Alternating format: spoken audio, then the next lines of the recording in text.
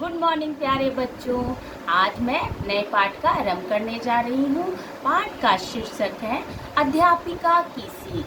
तो आइए इस पाठ की शुरुआत करते हैं। संयम अपने पिता के साथ नए स्कूल में दाखिला लेने गया था। संयम नाम का एक लड़का है जो नए स्कूल में दाखिला के लिए जाता है। वहाँ पर वो दाखिला की कार्यवाही पूरी करने पर कक्षा में जाता है एक चपरासी की सहायता से। उसके बाद वहाँ पर क्या होता है, उसकी अध्यापिका उसे सबसे परिचय कराती है और वो अंकुश जो सबसे होशियार बालक है उसके बारे में बताती है कि अपनी कक्षा में सबसे होशियार बच्चा है, तुम इसकी सहायता से अपना पूरा काम कर लेना।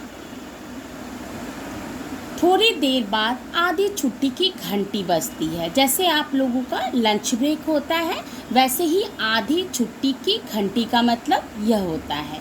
सभी बच्चे खाना खाने लगते हैं और अंकुश संयम के पास जाता है और बोलता है, चलो संयम हम लोग मिलकर खाना खाते हैं। संयम किसी से बात नहीं करता है, उस बात को अनदेखा कर देता है और छुट्टी के समय भी अंकुश उसे बात करने की कोशिश करता है लेकिन वह बात नहीं करता है। वह अपनी बड़ी शान से अपनी गाड़ी में बैठकर चला जाता है।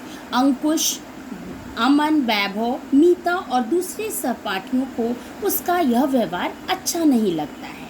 कक्षा में संयम जब भी बात करता था वो अपने बड़े घर, नौकरों, गाड़ियों आदि की ही बातें करता था। उसके घमंडी स्वभाव के कारण कोई भी दोस्त उसके करीब नहीं आ रहे थे और सभी धीरे धीरे उसके ओर ध्यान देना बंद कर दिए। एक दिन संयम आधी छुट्टी के समय अकेला पेड़ के नीचे बैठा था। सब बच्चे मिलकर खेल रहे थे, किसी ने उसकी ओर ध्यान नहीं दिया। तभी अध्यापिका का ध्यान संयम की ओर गया जो उदास बैठा था। संयम के पास जाकर उसने पूछा, सबके साथ मिलकर खेलने को कहा। वह रुआसा स्वर में बोलता है, कोई भी मुझसे बात नहीं करता। उससे बात क्यों नहीं करता था?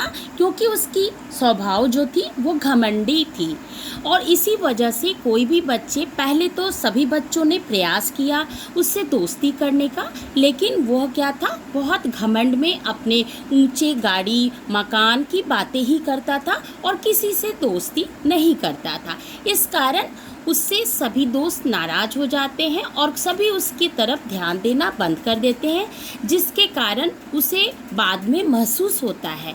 अब आइए देखते हैं आगे क्या होता है। अध्यापिका जी ने उसे अपने कमरे में बुलाकर कहा कि वे उसे कुछ समझाना चाहती हैं। उन्होंने पानी के 2 गिलास लिए, गिलास में तेल की कुछ बूंदें डाली और दूसरे में दूध की। तो ये जो 2 गिलास का उसने उदाहरण दिया उससे इस बच्चे में बहुत फ़र्क आया। अब फ़र्क क्या आता है, चलिए देखते हैं। तेल पानी में तैरने लगा और दूध पानी में घुल मिल गया। तब अध्यापिका संयम को समझाती है कि हमें जीवन में तेल की तरह सबके ऊपर छाने का प्रयास नहीं करना चाहिए, हमें दूध की तरह सबसे मिलजुल कर रहना चाहिए। तभी से संयम को ये अपनी गलती का एहसास हो जाता है। दूसरे ही दिन अध्यापिका ने देखा कि संयम भी मैदान में अपने सभी दोस्तों के साथ मिलजुल कर खेल रहा था। धन्यवाद।